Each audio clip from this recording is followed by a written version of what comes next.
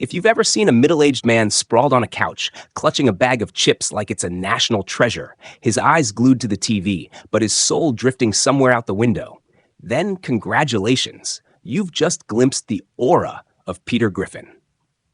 Quahog, the town where the most absurd things can happen on the most ordinary day, just woke up to the ringing of the Griffin family alarm clock. Lois, the fiery red-headed wife, as dependable as a Swiss watch, was conducting her family to a rhythm all her own. Meg chasing Wi-Fi signals like a treasure hunter. Chris clutching a sandwich so big it needed a birth certificate. And Stewie? Well, with that baby, everything is an escape plan. In a corner of the room, Brian, the talking dog, the only one who drinks coffee with a philosophical frown, was left to wonder why his life was a branch on this particular family tree. That morning, Lois operated the household with 3 secret weapons: the chore list, the don't you dare talk back look, and a smile that could melt a frying pan. Peter chuckled, promising to behave himself at his buddies' get-together later, a men-talking-man stuff kind of party, which meant the volume would rise with the alcohol content and the intellect would take a vacation. Lois looked at her husband as if consulting a crystal ball. If Peter kept his word, the world would be at peace. If not, there was a forecast of freezing rain in the living room area. Peter's job at the toy factory was a childhood dream, until you discover adults aren't allowed to play with toys all day. The factory made everything from dolls that blinked too much, making people suspect it was learning TikTok, to puzzle sets whose instructions were longer than a master's thesis. Peter wasn't the model employee. He was the bringer of joy to the workplace. And that joy happened to coincide with the unrung brake bell. His boss, a gentleman with a face like a performance metric, was temporarily satisfied as long as the conveyor belt ran and no one was throwing a trolley like a circus act. That night, the legendary battle began. Quagmire, the neighbor whose smile always came pre-installed with the phrase giggity, shouted. Cleveland laughed gently like a breeze, and Peter waved his arms like someone who just won the lottery. At the convenience store, the fun started with the promise, just a little drink, and ended with the philosophy that the universe is a carousel of pizza and destiny. Glasses clinked, creating a symphony of crystal. Each request for just one more was a step toward tomorrow's disaster. Someone turned on music. Someone else told a joke about income tax, so scary everyone laughed to keep from crying. And Peter, in a fit of bravado, decided to prove that gravity was just a suggestion. The result? The coffee table stood firm. Only Peter's dignity took a nosedive. The night passed like a runaway sled. The next morning, the toy factory greeted Peter with the bright light of fluorescent lamps and the pungent smell of ABS plastic, a scent only appealing to those who hadn't smelled it for 8 hours straight.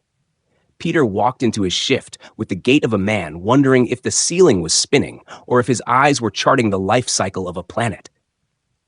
The conveyor belt hummed, cardboard boxes swallowed toys with a thump, and Peter's eyelids declared independence. He fought valiantly, pinching his cheeks, slapping his face, looking at the clock, and starting to pour coffee before forgetting where he was going. Finally, at the crucial moment, when he had to inspect a batch of dolls, Peter collapsed like a cushion finding its destiny. In those fleeting moments, the world kept turning. Dozens of toys passed the inspection point unchecked. A robot holding a flag had its arm installed backward, a toy duck went beep instead of quack, and perhaps a plastic lightsaber glowed as if it wanted to switch careers to being a flashlight. When Peter woke up with a start, the whole production line was as calm as if there had been no nap. But fate doesn't skip a beat. Peter's boss, who could smell a mistake from 2 hallways away, appeared with a list of errors as beautiful as a plummeting stock chart. The meeting was over in a flash. There was no sad background music, just the rustle of a personnel file. The boss talked about responsibility, product safety, quality standards, and sleep is not in the contract. Peter tried to paint a picture of last night I was researching friendship, but that picture tore at the first corner. The verdict was delivered. He was fired. No drum roll, no trumpets, just a sheet of paper thinner than his pride, but heavier than a rock dropped in his wallet. Peter clutched the box of his personal belongings, which included a mug that said, "World's #1, self-bought," a toy hammer made of foam, and a family photo where everyone was trying to smile as if enduring the 12th take. The factory door shut behind him with a decisive click. Outside, Quahog was calm. Only Peter felt the wind suddenly colder, the road home longer, and all the billboards looked like they were advertising job opportunities for people who aren't you. On the way home, Peter's mind was split. One side was honest, the other was deal with it tomorrow. The honest side urged him to tell Lois immediately. The family needed a plan, bills needed paying, and the kids needed dinner. The deal with it tomorrow side poured sweet words like syrup. Just act like nothing happened, figure it out tomorrow, good luck will come, who knows? Maybe the universe will send an envelope? He looked in the rearview mirror and saw a big man with a heart as soft as a marshmallow, more afraid of disappointing his wife than going hungry. The moment the front door opened, the family atmosphere enveloped him like a preheated oven. Stewie was mapping out an escape route with crayons. Meg was recounting school drama that sounded like a military campaign. Chris was demonstrating the art of eating while talking, and Brian leaned against the bookshelf, his eyes saying, "I know everything, but I choose silence." Lois appeared with a "something's up, so spill it" smile. Peter took a deep breath. He was going to tell the truth. Then he imagined the scene. Lois worried, the kids looking insecure, the whole family in turmoil because of 2 words, "I'm fired." So he switched to a classic narrative style. Stories as winding as a park sidewalk. How was work? Lois's smile was a scale. Peter answered with a symphony of It was fine, the factory, and cleverly used the paper box to block the view of his termination letter. Brian glanced over, his eyes suggesting, "I smell the truth running out the back door." But the polite dog chose silence, because sometimes a family needs a smooth dinner first, and reality can come later.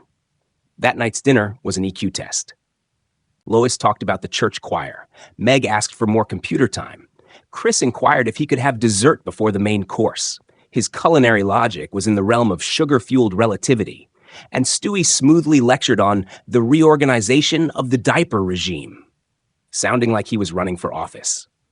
Peter sat there, nodding, feeling the chair so warm he wanted to hold on to this moment and forget the termination letter. But the truth had a wristwatch. It was going to ring. Night fell, and when the house was quiet, Peter sat alone in front of the TV. The late-night infomercials advertised everything from an ab cruncher that turned your couch into a couch to a non-stick pan that could fry marbles, not recommended by anyone. The hosts smiled radiantly, as if they had just paid off all their debts. Peter looked at them and thought, I need a miracle. But Quahog rarely gives away free miracles. The most common giveaway is trouble. The next morning, the money problem raised its head like a curious dolphin. Peter pretended to go to work, a sad play with a fake lunch bag as a prop, but then drove around aimlessly to the park. He planned his next move: find a new job, tell Lois the truth, or find a temporary way to save the situation. At a social services counter, he overheard something about unemployment benefits. Money for people who just lost their jobs. His ears perked up like a freshly cleaned billboard. An idea formed. Apply for benefits to keep the family afloat while he looked for a new job. A plan that wasn't bad if things went normally. But when did Peter's life ever go normally? He filled out the form like a chef mixing spices. A bit of this, a little less of that, and a few boxes he wasn't sure about. And then, by a miscalculation, the universe put too many zeros where they didn't belong. Peter submitted the application, his heart feeling a little lighter. It's just temporary, he told himself. In his head, he promised he would tell Lois at the right time, a phrase with the elasticity of sweatpants. When he returned home, he still wore the work was fine mask. Lois asked. Peter gave a vague answer. Brian looked deeper and had probably already put the pieces together. But the family, strangely enough, had a self-healing mechanism. The kitchen smelled of baked goods, the TV played a kids' show, and laughter mixed with grumbling to create a symphony of normal life. Peter sat down and whispered to himself, I just need one more day to get things organized. One more day. How much trouble could happen in one day? In that moment, somewhere in the system, numbers were running. An envelope was being printed, stamped, and prepared for dispatch. It contained a check no one expected, especially not the man who had just scrawled his name on the benefits application. Peter didn't know. Lois didn't know. The whole family didn't know. But the story had just turned onto the "oh my God" lane. That morning, as Peter was tiptoeing out for his usual going-to-work charade, there was a loud knock on the door. Mailman Joe, a man who only delivered letters but always looked like he was passing judgment, handed him a thick envelope. Peter happily signed, thinking it was probably that delicious Meals on a Budget magazine he accidentally ordered. But when he opened it, an imaginary golden light burst forth. An unemployment check with a number so big he had to rub his eyes 3 times. Oh my God, if Lois finds out about this, she'll kiss me and then slap me another one, Peter whispered, trembling with excitement. He stood in the doorway, clutching the check, his mind flooding with scenarios. A bubble bath in the living room, a fridge full of imported beer, hiring a singer to lull Stewie to sleep instead of turning on the radio. In the corner, Brian quietly watched, sipping his coffee and quipping, "That money is for the family, not to turn the living room into a casino, Peter." But the warning flew past Peter's ears as fast as a sale ad. In a few hours, the responsible man turned into the king of spending. Peter stormed the mall like a warrior entering battle, with a bulging wallet and a shrinking brain. He bought a TV with a screen so wide he had to take the front door off to get it inside. Chris yelled, looking at the giant screen, "Dad, it's bigger than my room." Peter chuckled. "Then move your bed in here. You can watch and sleep at the same time. It's super convenient. Meg asked for a new dress to improve my social chances." Peter nodded eagerly, but accidentally bought her a strange cosplay outfit that made Meg look like a lost member of the circus. Instead of being embarrassed, Meg told herself, maybe the school is into unique styles. Stewie, with a genius glint in his eye, immediately demanded a miniature laboratory kit to build mini nuclear weapons. Peter heard half of it and signed off on it right away, but the seller only had a children's chemistry set. Stewie opened it to find a bunch of food coloring and pop rocks and furiously screamed, "One day, I will destroy this entire commercial system!" Lois watched the spending spree with wide eyes. "Peter, I thought you were just going to the supermarket to get some milk?" Peter laughed. "Yeah, I got milk, but it came with a TV, a dress, and a nuclear laboratory." Lois sighed, her suspicions rising, but she held them back for now. Not stopping there, Peter decided to throw a career celebration party at home. The guests were none other than Quagmire, Cleveland, and a few other familiar neighbors. Quagmire walked in and yelled, "This is heaven, giggity!" his eyes shining like headlights.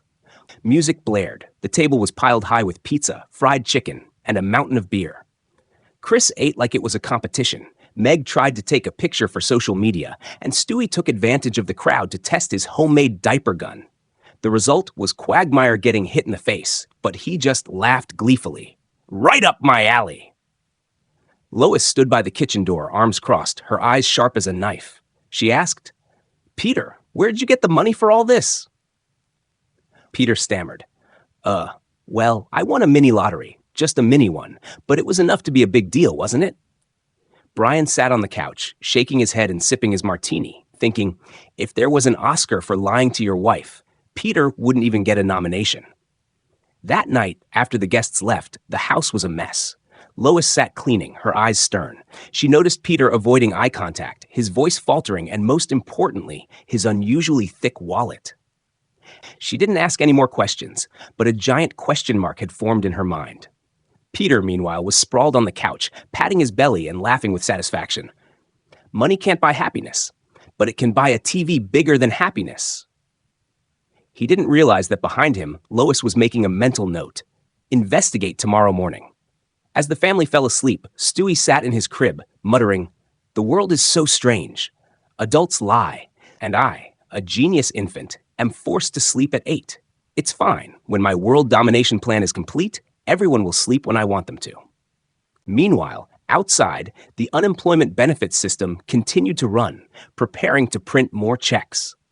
The only thing was, each check sent brought the Griffin family one step closer to the abyss of trouble.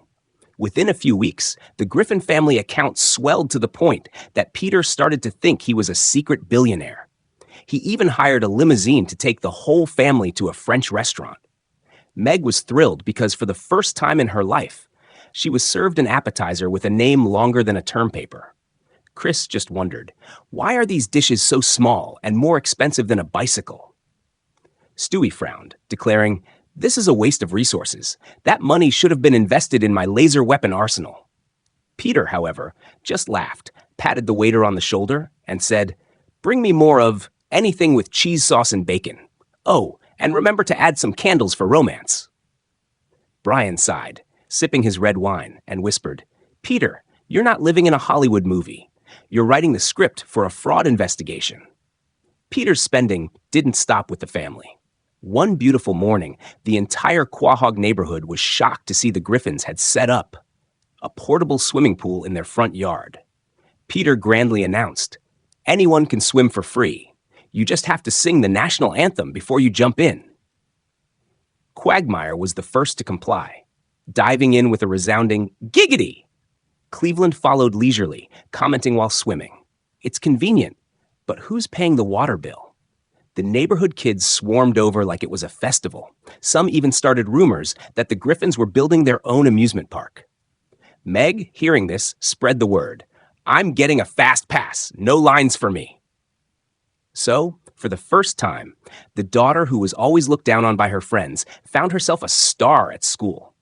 Despite the fun, small consequences started to pop up. The electricity bill skyrocketed because the giant TV was on 24/7. Chris, busy playing the new video game, neglected his homework and got his parents a call from the teacher. Stewie took advantage of the people coming and going from the pool to test his soap bubble bomb. Luckily, it only made a small pop sound, making a few people think it was Pop Rocks candy. Lois, meanwhile, was frowning more and more. She noticed Peter wasn't going to work, pretending to pack a lunch bag every morning, then driving off to the local pub. When he came back, he'd evade her questions. "I'm so tired from work, don't ask for details."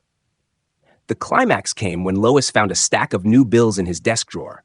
Every item was luxurious, and most importantly, there was no real income to cover them. One evening, as the family was watching TV, Lois spoke softly but with a pointed tone. "Peter, I think you're so lucky that the factory keeps paying you regularly, huh?"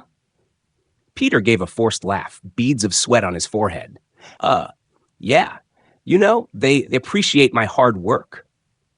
Brian chuckled to himself, faking a cough to cover his laugh. Stewie blurted out, "The biggest lie since humans invented duct tape." Lois was silent, but her eyes held the glint of a wife who had 80% of the truth and was just waiting for her husband to confess the last 20%. While Peter was still lost in his spending spree, one morning, Mailman Joe knocked on the door again, this time with a bright red envelope. The content: Peter Griffin was to appear in local court to explain his benefits fraud. Lois's hands trembled as she read it. She turned to her husband. "See? All your stupid heroic antics just made everything worse. Now the whole family might have to go to court because of you." Peter hung his head, silent for the first time. In his eyes, the light of confidence was fading, replaced by fear. He knew, this time, there was no escaping. That night, the Griffin house was filled with a heavy atmosphere. Meg worried about her friends making fun of her again. Chris naively asked, "If you go to jail, Dad, can I have your room for a game room?" Stewie gave a devilish smile. "How interesting, this family is about to crack. I will take advantage of this power vacuum." Brian quietly walked over to Peter and placed a paw on his leg, speaking in a rare, serious tone. "You know, Peter, no amount of heroics will save you this time. The only way is to go to court and be honest." Peter looked up, his eyes red. For the first time, he truly realized his stupidity was no longer a joke, but a burden on his family. He clenched his fists, muttering, "Tomorrow, I have to face it." Early the next morning, the Quahog local courthouse was packed. People came not just for the fraud case, but also because they were curious to see the pigeon man who was a viral meme online. Reporters swarmed, cameras flashing. Peter wore a shabby suit, his tie tied backward, his gait clumsy. Lois walked beside him, her face tense but her demeanor firm. Meg kept her head down, afraid of being recognized. Chris waved innocently at the cameras, and Stewie sat in his stroller, a smirk on his face. A courtroom, where humanity exposes its collective ignorance. I'm looking forward to this. Brian walked behind, not forgetting to bring his martini as if this were just a play. The judge, an old man with a white beard and a scowl like someone had just accidentally bitten his breakfast, pounded his gavel. Order in the court. Today, we are hearing the case of Peter Griffin for unemployment benefits fraud. Defendant, do you have anything to say before we begin?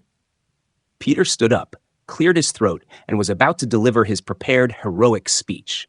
But as soon as he opened his mouth, he tripped over his own tie, falling face first onto the witness stand. The whole courtroom erupted in laughter. Meg covered her face. I swear I don't know him. Lois stood up. Your Honor, my husband might be foolish, but he is not malicious. He just can't do math and was too afraid to disappoint his family. The judge narrowed his eyes. We will let the evidence and testimony decide. The prosecutor presented a stack of documents. The huge checks, the ridiculous shopping bills, and the viral video of Peter covered in pigeons. The whole room laughed when the video played on the big screen. Peter's face turned red and he mumbled, I was just trying to protect the world from migratory birds. The judge pounded his gavel. Order. This is a court of law, not a circus. It was Peter's defense lawyer's turn, a young man who had clearly never had such a strange client. He stammered, Your Honor, my client did not intend to commit fraud. He just filled out the form a little creatively. Peter chimed in. That's right. I thought the box for desired amount was for future wishes. The whole room burst out laughing. The judge slammed his gavel. Silence! Mr. Griffin, do you think this is a magic lamp? Lois took her husband's hand and looked directly at the judge. Your Honor, Peter is a clumsy husband, but he loves his family more than anything. He was afraid to make us sad, so he hid the truth. If there is guilt, please let me share it with him, because this family always stands together. The statement silenced the courtroom for a few seconds. Just then, Brian stood up. No one expected a dog to testify, but Brian spoke in a rare, deep voice. Your Honor, I live with the Griffin family. I can confirm, if Peter is guilty of anything, his biggest crime is being too stupid. But sometimes, it's that very stupidity that makes this family happy. He is not a swindler. He's just a clumsy dad who thought a few dollars would give his wife and kids peace of mind. The courtroom murmured, many people nodding in agreement. Stewie pouted. What a sappy spectacle. But I admit the dog has a way with words. The judge pounded his gavel again, his voice less harsh. Peter Griffin, you are clearly in the wrong, but I do not see any malicious intent. The court finds you not guilty on the condition that you repay all the benefits and complete 100 hours of community service. The family sighed with relief. Peter jumped up. I'll do it, as long as the community service comes with beer. Lois pinched his ear. Shut up before he changes his mind. On the way home, Meg grumbled about becoming a laughingstock at school again. Chris was excited because he was about to do community service with his dad, seeing it as a summer vacation. Stewie pondered a new plan. If the court can forgive a fool like Dad, then this world is surely easier to conquer than I thought. And Lois, despite being tired, held her husband's hand. Promise me you'll be honest with me from now on, Peter. Peter gave a strained smile. I promise, unless it's something really small, like buying another TV, for example. The whole family in unison. Peter! Laughter filled the air, drowning out the background music that played like a final note to another chapter in the Griffin family's life. Chaotic, foolish, but ultimately full of love.